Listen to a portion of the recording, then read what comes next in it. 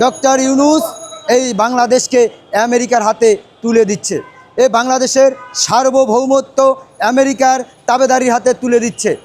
এই ইউনূস সরকার এই বাংলাদেশে একটি মহাকাল হিসাবে এসেছিল। আপনারা জানেন, আজকে আমরা দেখেছি যে আমেরিকা থেকে একটি প্রতিনিধি দল বাংলাদেশে এসেছে এই অবৈধ দেশবিরোধী চুক্তি বাস্তবায়ন করার জন্য।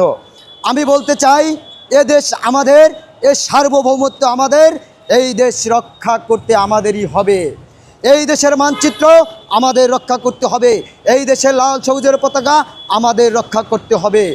আমরা দেখেছি ডক্টর ইউনূস 18 মাস ইন্টেরিয়ম সরকার থাকাকালীন বাংলাদেশে যে দুর্নীতি হয়েছে, এই দুর্নীতির বিরুদ্ধে কেউ কথা বলতেছে না।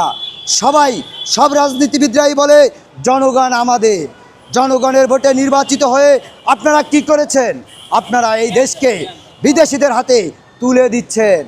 আমরা দেখেছি আপনারা ওই আমেরিকার সাম্রাজ্যবাদী এই বাংলাদেশে তাবেদারি চালানোর জন্যই আপনারা পায়তারা করে যাচ্ছেন। আপনারা যদি প্রকৃত দেশকে ভালোবাসতেন, দেশের জনগণকে ভালোবাসতেন, তাহলে এই চুক্তি বাস্তবায়ন করার জন্য পায়তারা করতেন না। কারণ এই চুক্তির ভিতরে কি কি রয়েছে সেগুলো আপনারা জনগণের সামনে উন্মোচন করেন নাই। এই চুক্তির ভিতরে জনগণের কি কি স্বার্থ বিরোধী রয়েছে এগুলো সংসদে উন্মোচন করেন নাই। জনগণকে ঘুম পাড়িয়ে আপনারা এই চুক্তি বাস্তবায়ন করতে যাচ্ছেন, এটা কিন্তু জনগণ মেনে নেবে না। আমরা জানি এই চুক্তির ভিতরে রয়েছে জনগণের স্বার্থ বিরোধী সকল 131 পৃষ্ঠার যে চুক্তি রয়েছে কোনোটাই জনগণের স্বার্থের জন্য নয়, সবগুলোই জনগণের স্বার্থ বিরোধী। আমাদের জনগণকে এভাবে হাত পাও বেঁধে দিবেন না।